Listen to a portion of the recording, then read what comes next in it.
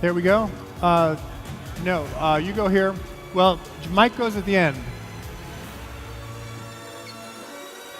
As you like. Here we go. Here we go. Play musical chairs here. Okay.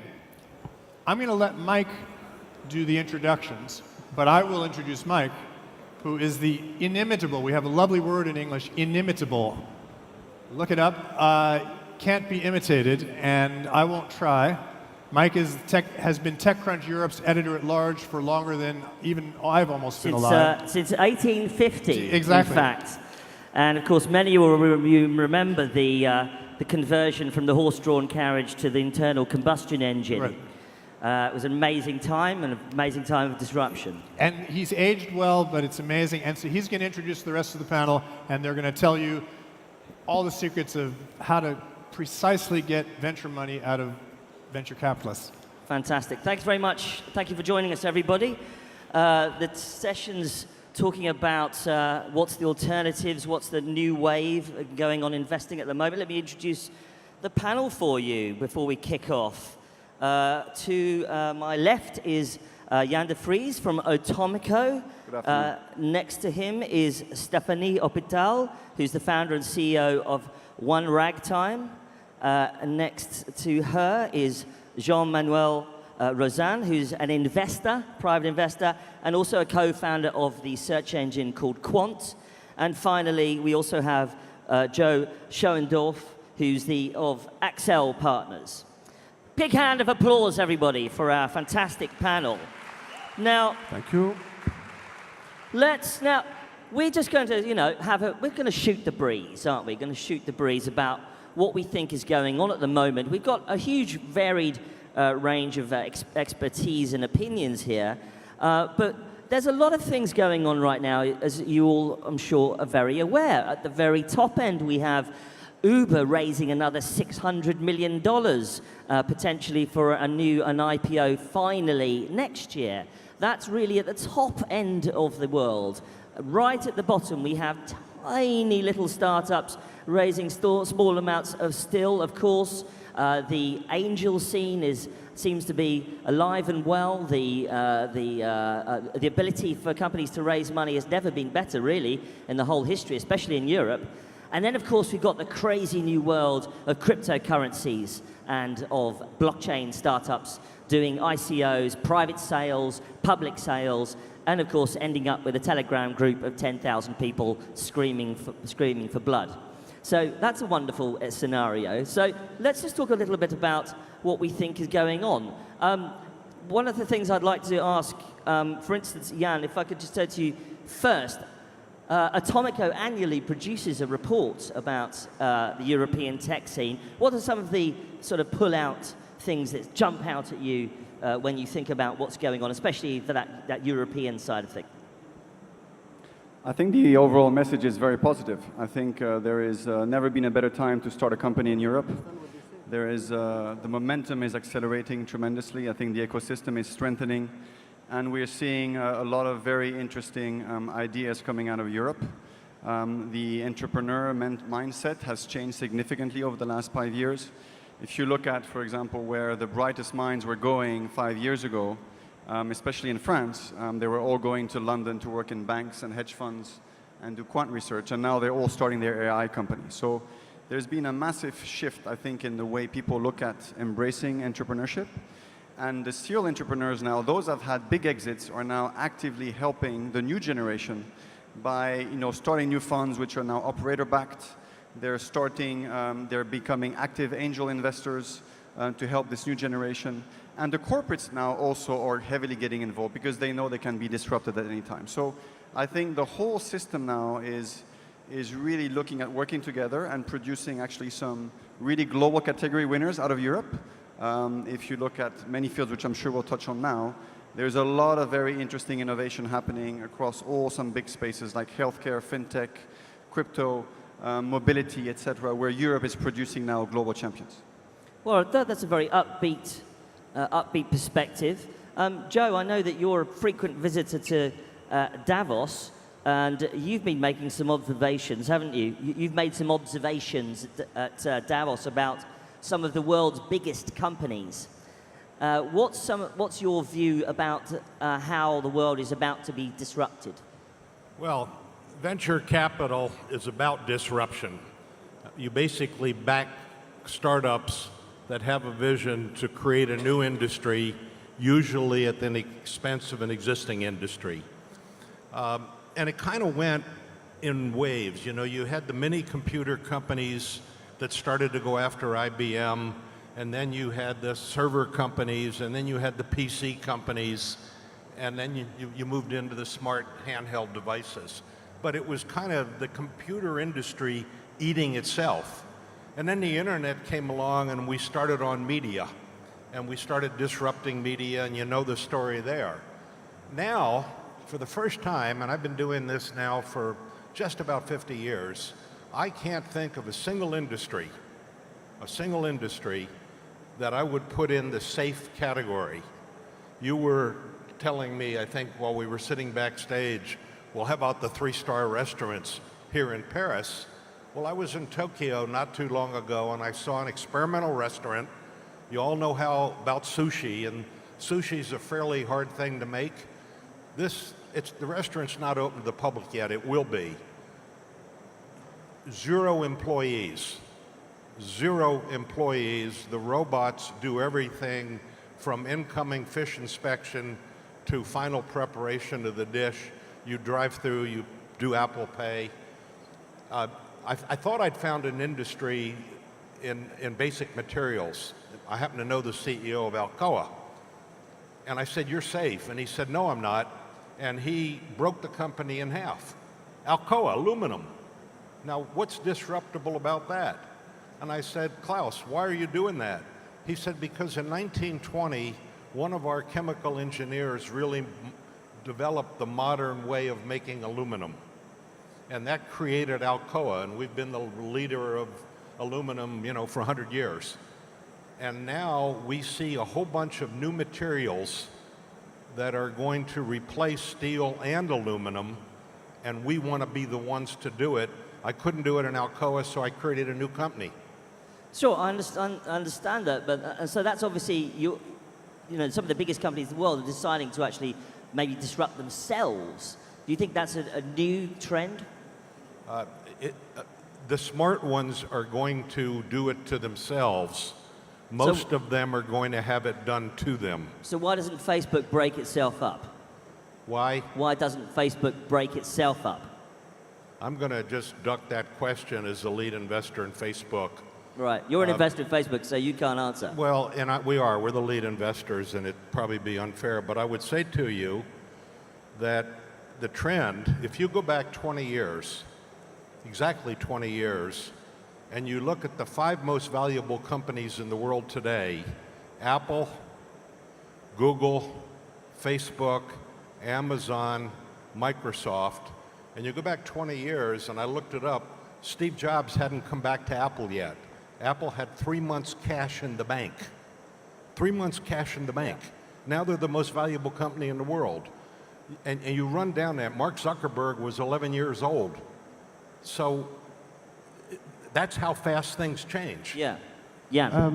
I'd like to add something to what Joe said, which is difficult to add because it's so true. But there is one more element, is all the people you mentioned and all the companies you mentioned were American companies, started more or less in Silicon Valley.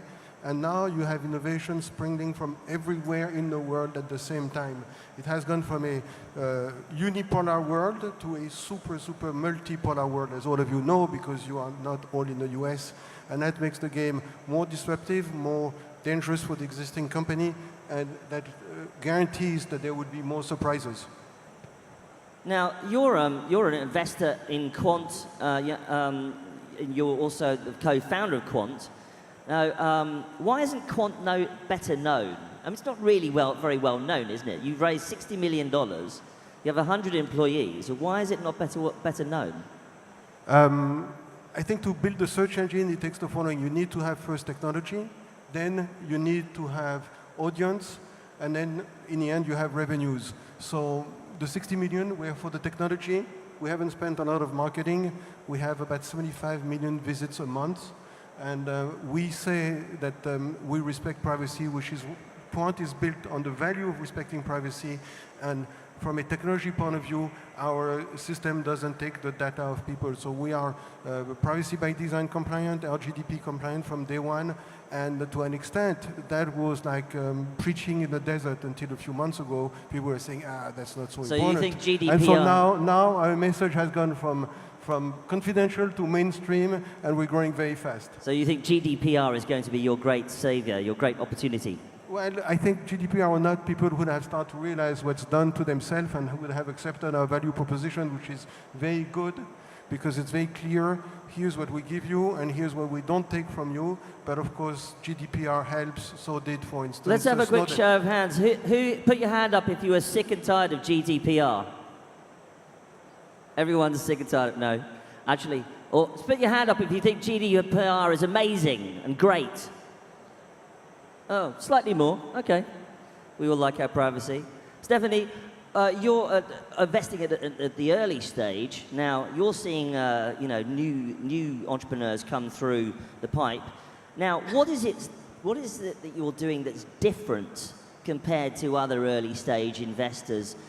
You're not an accelerator, you're not a traditional VC fund, you're not really traditional seed investors, are they? What is it you're doing that's different? So we are a VC as a platform. So when I started ONERAGTIME, I thought that there was no reason why the VC industry itself could not be disrupted and could not bring much more technology and data behind the investment decision. So what we're building is that we're building a platform with a community of investors, and we are helping them to access, through us, to the best early stage company. And we want to be early stage. So because we think that this is where we create the most value with the community of investors we have, helping them to really be involved in the company at the start, while we are taking care of everything for the entrepreneurs. So this is the model, and then we can build a very scalable model. We're asking entrepreneurs to have tech to be able to scale. We're applying that to ourselves, and there's no limit for the development that we're building. So this is the model. So we try to be, in one hand, very hands-on, and the other hand, very tech and data-driven. But at the end of the day, it's early stage, so it's about people, so we pay a lot of attention to the people.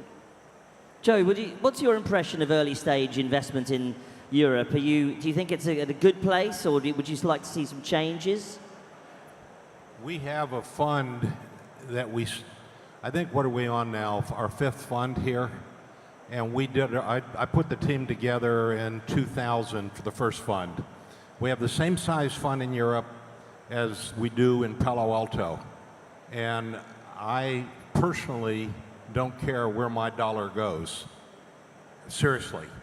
So if I look at our returns of those two funds, yeah, we had a couple of major winners, but last month is a perfect example. We had two public companies from the portfolio that I think everybody here knows. Dropbox went out, Spotify went out. That's a good month in venture capital. Europe, US. And that's the story. That's a very good, very good. We must be quite proud of the fact that Spotify came out of Europe. Do you think, Yann?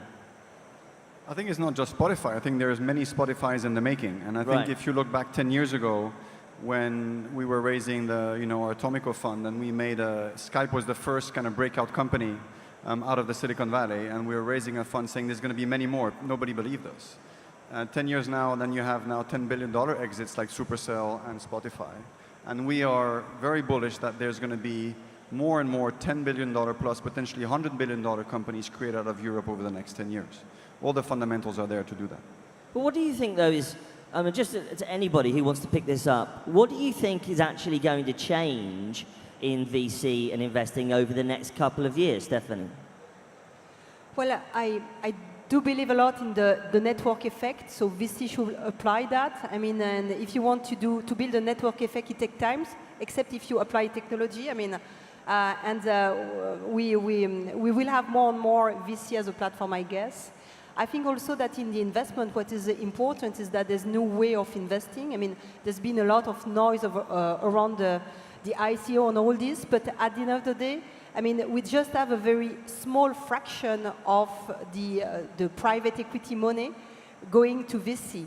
And Europe has never been so well positioned to attract this money because we have something that is unique, is that we have a lot of talents at a very, most cheaper cost than in the US, and with entrepreneurs now that we want to scale and go to the US. So over the next few days, we will have more and more Spotify, Supercell stories coming, and this is unique for Europe, I guess. And this is a unique place today to be doing early stage, is that we are 20 years ago from where you were in the Silicon Valley, I guess, or 10 years ago before where was Israel. So it's the perfect moment. I think for investing, at least in France and European companies, there is a very big need for late-stage capital.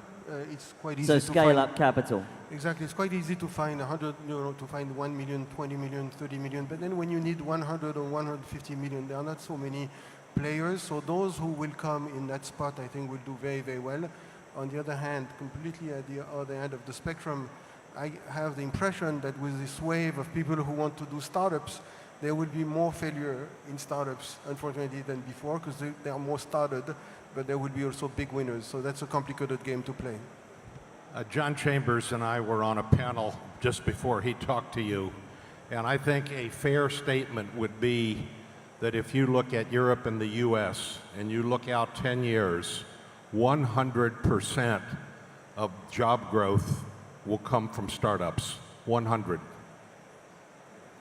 And the biggest change that I've seen... How do you do job growth when the sushi is being made by robots, Joe? Well, that's just an industry that's going to be impacted. Somebody had to design the robot, but that's not the point. That's one job. The point is, what the world has is a shortage of engineers.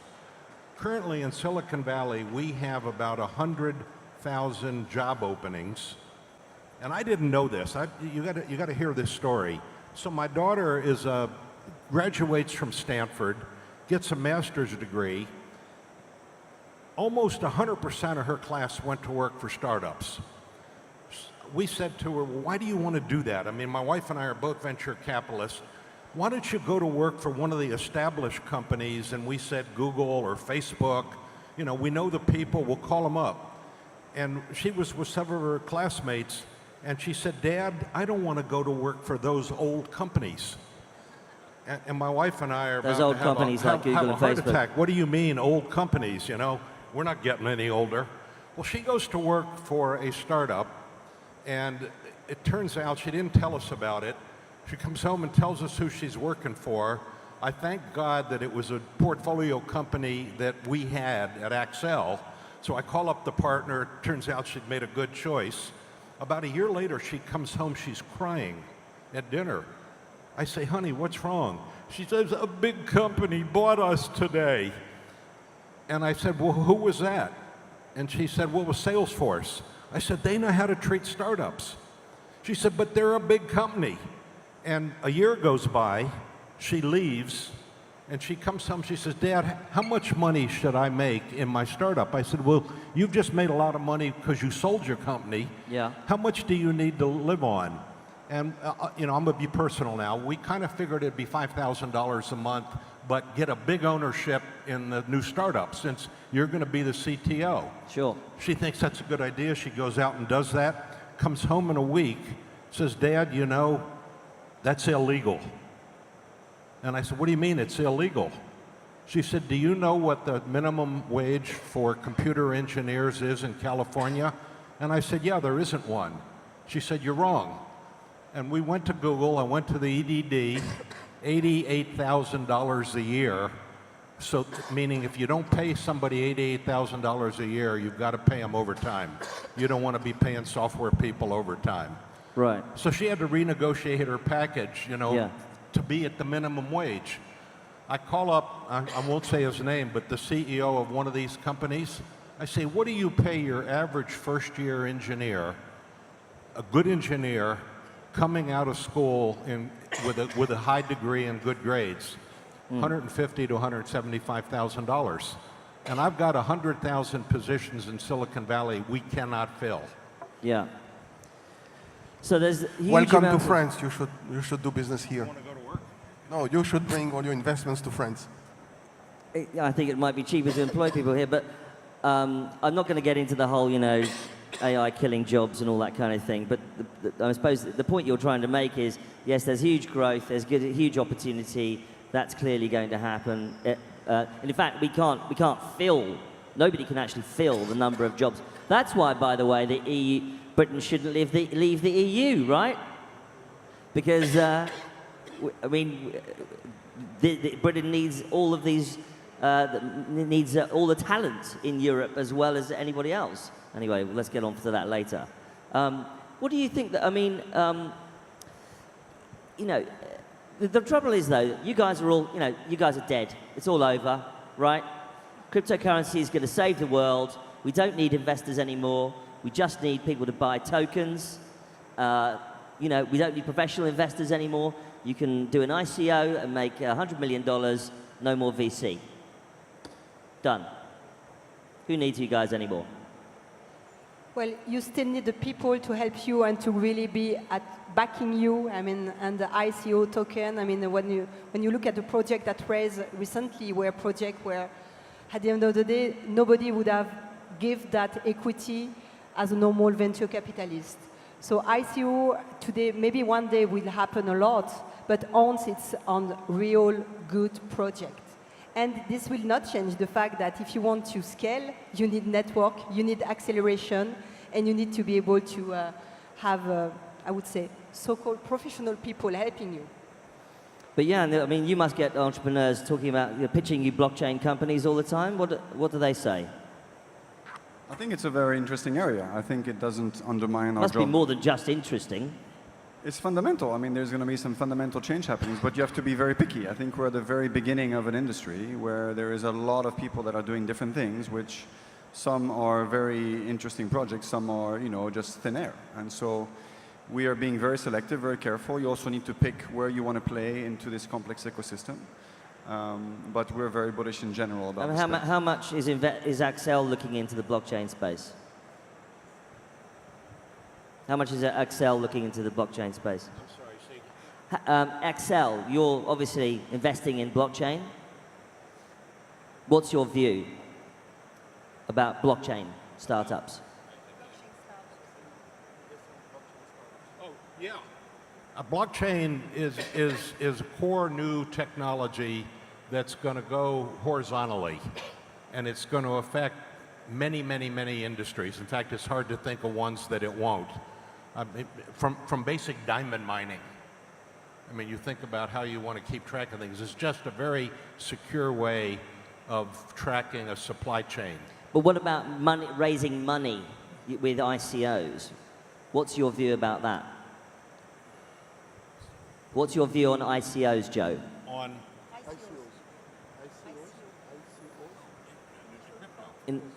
Yeah. Oh, crypto. So I have to be careful here. I had a discussion 4 or 5 years ago with a guy who runs one of the largest banks in the world. And he told me I was full of it and it was never going to happen. Now they have just created one of the largest crypto divisions in the bank. I think I can tell this story if I water it down. We created a meeting for one of our startups with the 10 largest banks in the world, in the West. And the company is Circle. Jeremy Allaire. You use his product. If you ever use Flash, he was the founder of the company that did Flash. He did Brightcove. He's doing Circle now. And it basically is an FX play. So you sit down and you can, you work where I live in Napa Valley and you're Mexican. Today, you got to take your check, you go to the check cashing store, you get 2% taken off, you then want to send pesos back home to Mexico, there's another FX charge. With Circle, you can sit down, you can have the people who are paying you basically free app, convert it to Bitcoin and email it to your people at home, and they can then convert it back to cash. We took him in to present to the big bankers, and one of the bankers screamed, "How can you do that?" banks make what, 25% of their profit with FX? That's going to get disrupted. Yeah, exactly. What about you guys? What do you think about the crypto space? We love blockchain for the disruption it's giving to any type of technology, and we're currently investing in a blockchain project, but on projects that have a real usage. So I think that today we are at the very early stage, and many people make a confusion between blockchain, ICO, crypto. Blockchain is a technology disrupting every sectors. It will be a big wave, but you need to focus on the real project, the project that are building and leveraging blockchain as a platform, not just doing some consulting on blockchain, which is most of the case today. And we love, and by the way, the best project we've seen on the blockchain are projects that are raising in equity, not trying to do crypto, to do an ICO. So this is where, I mean, you can see that the ICO is still very much a bubble, whereas the very, very good blockchain project would be looking for equity, money, and being backed by VCs. And this is where we invest. Jean-Manuel, what about you? What are you doing in crypto? I promise that if you invite me next year, I will tell you what we have done in December. So are you doing something, but you can't talk about it? But I can't tell you anything about it now. Oh, so you are doing something? I don't know. We're thinking. You're thinking about it. So when you raise $100 million in Bitcoin, then you'll tell us about it, right? Or Ethereum? I hope I get reinvited next year. Yeah, let me make a comment about Bitcoin. Somebody asked me the other day what I personally thought, and I'll tell you exactly. Nobody knows whether Bitcoin is MySpace or Facebook. Yes. You don't want to be MySpace. But there will be a Facebook of crypto, and the goal is to find it. I was in a conference, I think yesterday or a couple of nights ago, where they were explaining all the ins and outs of blockchain, crypto, all of that. It was very, very interesting. And at the end, I asked a question to the very, very knowledgeable people who were speaking. I said, I would like to know one thing. On whom should I bet? And they're looking for the answer. But I hope we find someone. Well, yeah, I mean, nobody knows. It's actually a very kind of chaotic space. But Yann, I mean, you guys are very big in London. You've got a big base there at ATOMICO. Are you worried that actually that the VCs aren't in the right places to be able to start investing in these crypto startups? A lot of them are being built in Gibraltar, of course, or in Malta, some in Cyprus or Singapore. They're not actually being built or locating or domiciling their companies in the traditional, you know, big conurbations, big cities like London or Paris or Berlin, are they? Do you have a problem? I would challenge that. I think there is actually a lot of very interesting startups based in actually all across Europe. Actually, Europe is probably in the forefront of the regulation on that stage. You look at Liechtenstein and other countries in Europe which are really embracing some of the biggest banks there or wanted to launch already current accounts with Bitcoin. So there is, people are pushing the envelope actually in Europe. There's a lot of, obviously the foundation and the talent that you need to build these companies is here. So I would challenge that. I think we're very well positioned to look at those companies from here. You doing a lot of flights to Zug lately? Switzerland is another area as well where there is talent, absolutely. But what's very interesting in Europe all around, not just crypto, I think traditionally all the innovation was coming out of the big hubs. It was London, it was Paris, it was Berlin. Now we see amazing companies that are coming out of nowhere. Like we recently backed a company in Klagenfurt in Austria. These guys happen to be the best guys in the world doing video streaming. And these guys were behind the MPEG-Dash standard. Right, we backed a company in Munich, which is now the world best VTOL aircraft. They're ahead of a lot of... Is this the Volocopter? No, Lilium. Oh, Lilium, yes. Right, so you see very GraphCore, not in London, it's in Bristol, right? Yeah. Outside of London. Good old Bristol. Some of the best AI, now the best AI chips in the world. So there is fundamental, innovating companies that are breaking new ground on a global basis that are not in these big hubs and are really scattered all around Europe. This is a problem that Silicon Valley has got, right, Joe? So Silicon Valley has a problem. It's too expensive. Silicon Valley is too expensive now. It's cost millions of dollars. It's expensive, but we still have a shortage of people, and it's not because it's expensive, it's because we're not graduating engineers. So we've had a 5-year pretty much flat on engineers, and they're just not there. Europe has actually more engineers than the US, and there's twice as many STEM graduates, PhDs in Europe than there are in the US. So just to give you Well, an idea. you've got the trouble you've got, though, is you've got a really bad president right now, right? You've got a really terrible president. And your president is not letting anybody into the country. I'm going to just pass on that question. You know, this is about the future, and I want to say something important. Go. I've been on these panels for most of my career, and I don't think we've ever gotten it right. We get the future wrong, and we get it way wrong. And I was reminded of that 2 days ago. I was invited to Macron's Tech for Good conference, and Ginny Rometty was there, who runs IBM, and we got to talking. And I was reminding her about Tom Watson when he invented the mainframe, and it was the first mainframe.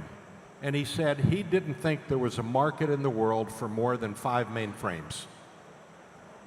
When we invented the PC and Apple and IBM, the market forecast was someday we would get to 10 million a year. I'm going to tell you the best one of all. I was at HP, and I got a call from the very top people at AT&T. This was in the early 70s. And in those days in New York, you had to have a radio telephone. And if you drove your car outside of the radio you were hooked to, you lost the call. And they had invented a new technology. We had to sign a non-disclosure.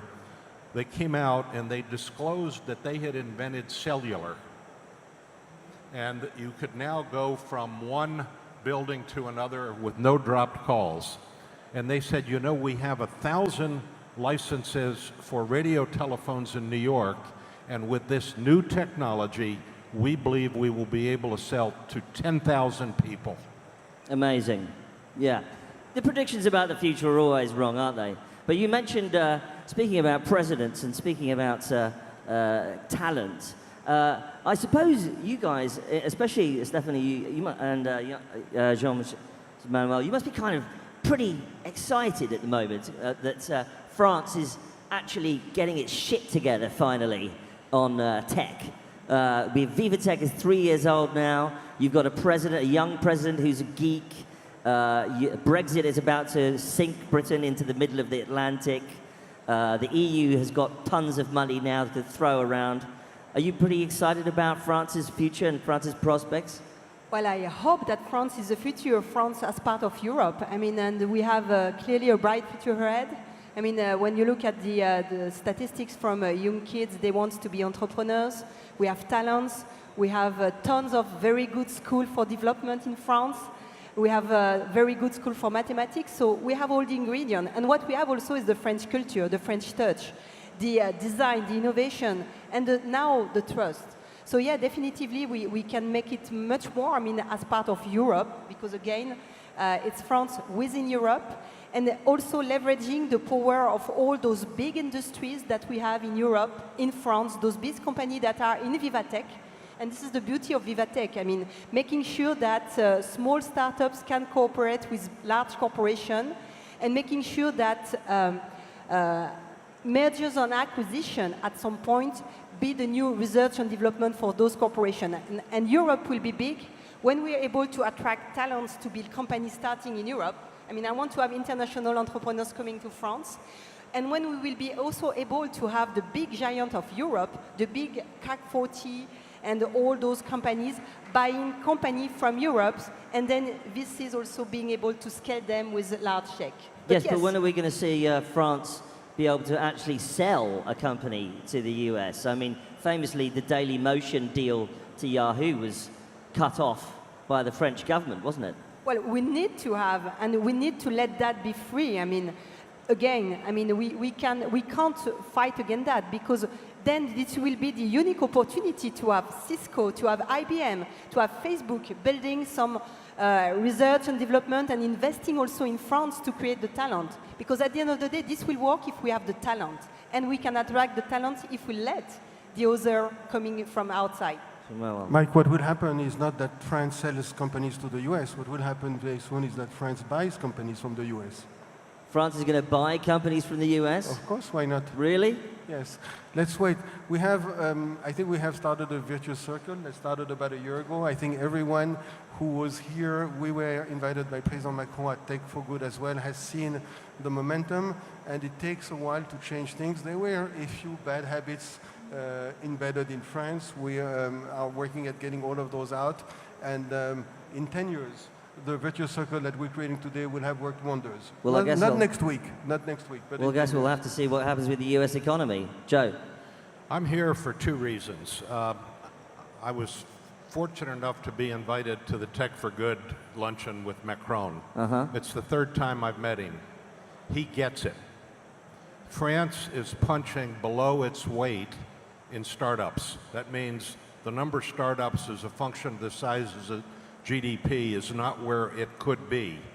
He knows why, and he's committed to fixing it. We're committed to helping him. He's the first guy who really, really understands at the gut level, this is what we need to do. Right. And so we're going to have a continuing series of meetings. I'm also here because of VivaTech. If you look at what Maurice Levy and Publicis has done in 3 years to get 6,000 people to come here. 60, I think. Well, whatever the number is, Yeah. there's no conference that's ever been put together in technology that I can think of in my entire career that's gotten this popular this quickly. And people don't come here just, they Yeah. see something getting ready to happen.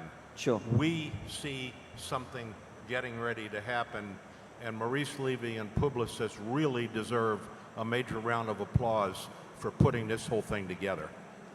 Fair comment. Fair comment. Well, we have just, absolutely, and thank you very much, Maurice Levy. Finally, just quickly, what's quick predictions about the future? What's happening? I mean, really, we're living in such a strange time, isn't it, where we can, you know, someone could tweet one thing and literally change the direction of politics, of business, of markets. It's living in a strange time, aren't we? Or do you think all of that's just heat and hot air and doesn't change the fundamentals? Do you have any predictions, Yann, about the next year or so? I don't think this is hot air. I think this whole change is irreversible, and I think we're going actually to only accelerate. I mean, one prediction I have is that this is based on one of the companies that we're backing, is that within less than 5 years, we're going to have people flying around, you know, on 300 kilometers. Rocket packs. No, not rockets, but electric planes that will take you, you know, in high-speed links anywhere and landing on top of rooftops. And Right, this is the Lilium. That will change the way you travel, that will change real estate, that will change mobility, and that will have a massive impact on how we live. Lilium is fantastic. It's powered by hair dryers. Stephanie, what is your quick prediction for the future? Go. Tech for good, because if we build all this, it's to have a better way of using the technology for all of us. And I think this is the key message of this event, the key message of the Tech for Good days. I mean, tech should be good, should be helping to scale and to solve real issue. So that's, for me, the key message. Yeah. I agree. Success will become socially responsible. And the other thing is the biggest change will come from places that none of us expect and none of us know.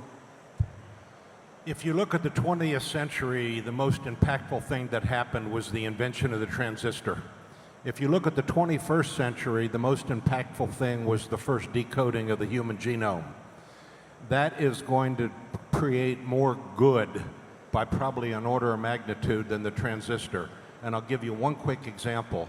I just came from TED.